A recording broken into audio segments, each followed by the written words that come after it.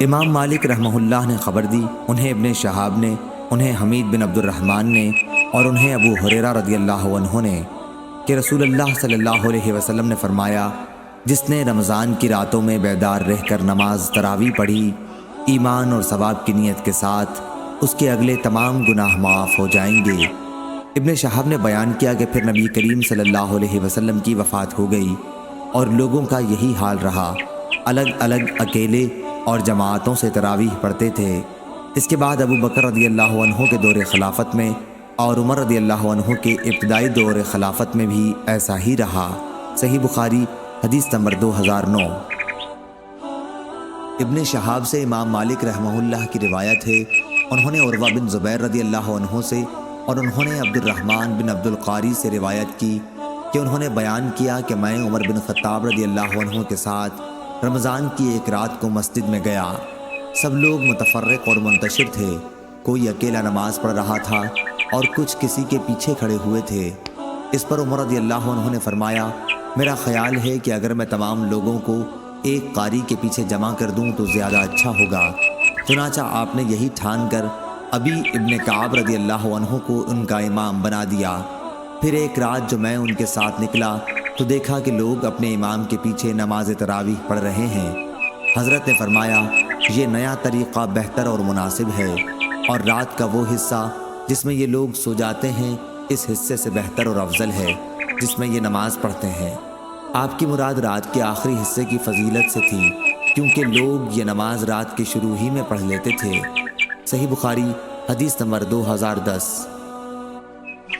امام مالک نے بیان کیا، ان سے ابن شہاب نے، ان سے عروہ بن زبیر رضی اللہ عنہ نے اور ان سے نبی کریم صلی اللہ علیہ وسلم کی زوجہ مطہرہ حضرت عائشہ رضی اللہ عنہا نے کہ نبی کریم صلی اللہ علیہ وسلم نے ایک بار نماز تراویح پڑھی اور یہ رمضان میں ہوا تھا۔ صحیح بخاری حدیث نمبر 2011۔ عروہ نے خبر دی اور انہیں عائشہ رضی اللہ عنہا نے خبر دی کہ رسول اللہ صلی اللہ علیہ وسلم ایک مرتبہ رمضان کی نصف شب میں مسجد تشریف لے گئے اور وہاں تراویح کی نماز پڑھی۔ کچھ صحابہ رضی اللہ عنہم بھی آپ صلی اللہ علیہ وسلم کے ساتھ نماز میں شریک ہو گئے۔ صبح ہوئی تو انہوں نے اس کا چرچا کیا، چنانچہ دوسری رات میں لوگ پہلے سے بھی زیادہ جمع ہو گئے اور آپ صلی اللہ علیہ وسلم کے ساتھ نماز پڑھی۔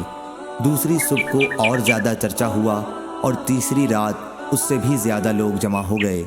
آپ نے اس رات بھی نماز پڑھی اور لوگوں نے آپ کی اقتدا کی۔ چوتھی رات کو یہ عالم تھا کہ مسجد میں نماز پڑھنے آنے والوں کے لیے جگہ بھی باقی نہیں رہی تھی، لیکن اس رات آپ صلی اللہ علیہ وسلم برآمد ہی نہیں ہوئے، بلکہ صبح کی نماز کے لیے باہر تشریف لائے۔ جب نماز پڑھ لی تو لوگوں کی طرف متوجہ ہو کر شہادت کے بعد فرمایا، اما بعد، تمہارے یہاں جمع ہونے کا مجھے علم تھا، لیکن مجھے خوف اس کا ہوا کہ کہیں یہ نماز تم پر فرض نہ کر دی جائے اور پھر تم اس کی ادائیگی سے عاجز ہو جاؤ۔ چنانچہ جب نبی کریم صلی اللہ علیہ وسلم کی وفات ہوئی تو یہی کیفیت قائم رہی۔ صحیح بخاری حدیث نمبر 2012۔ امام مالک رحمہ اللہ نے بیان کیا، ان سے سعید مقبری نے، ان سے ابو سلمہ بن عبد الرحمن نے کہ انہوں نے عائشہ رضی اللہ عنہا سے پوچھا کہ رسول اللہ صلی اللہ علیہ وسلم تراویح یا تہجد کی نماز رمضان میں کتنی رکعتیں پڑھتے تھے، تو انہوں نے بتلایا کہ رمضان ہو یا کوئی اور مہینہ، آپ صلی اللہ علیہ وسلم 11 رکعتوں سے زیادہ نہیں پڑھتے تھے۔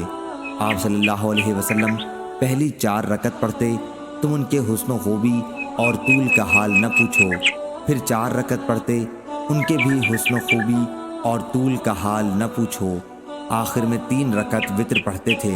میں نے ایک بار پوچھا، یا رسول اللہ صلی اللہ علیہ وسلم، کیا آپ وتر پڑھنے سے پہلے سو جاتے ہیں؟ تو آپ نے فرمایا، عائشہ میری آنکھیں سوتی ہیں لیکن میرا دل نہیں سوتا۔ صحیح بخاری حدیث نمبر 2013۔ عبداللہ بن مسلمہ نے بیان کیا، ان سے امام مالک نے، ان سے سعید مقبری نے، ان سے ابو سلمہ بن عبد الرحمن نے اور انہوں نے عائشہ رضی اللہ عنہا سے پوچھا کہ رمضان شریف میں رسول اللہ صلی اللہ علیہ وسلم کی نماز تہجد یا تراویح کی کیا کیفیت ہوتی تھی۔ انہوں نے بیان کیا کہ حضرت صلی اللہ علیہ وسلم رمضان مبارک یا دوسرے کسی بھی مہینے میں 11 رکعات سے زیادہ نہیں پڑھتے تھے، انہی کو تہجد کہو یا تراویح۔ پہلے آپ 4 رکعت پڑھتے، وہ رکعتیں کتنی لمبی ہوتی تھیں، کتنی اس میں خوبی ہوتی تھی، اس کے بارے میں نہ پوچھو۔ پھر آپ 4 رکعت پڑھتے، یہ چاروں بھی کتنی لمبی ہوتی اور ان میں کتنی خوبی ہوتی، اس کے متعلق نہ پوچھو۔ پھر آپ 3 رکعت وتر پڑھتے۔ میں نے عرض کیا، یا رسول اللہ، آپ وتر پڑھنے سے پہلے کیوں سو جاتے ہیں؟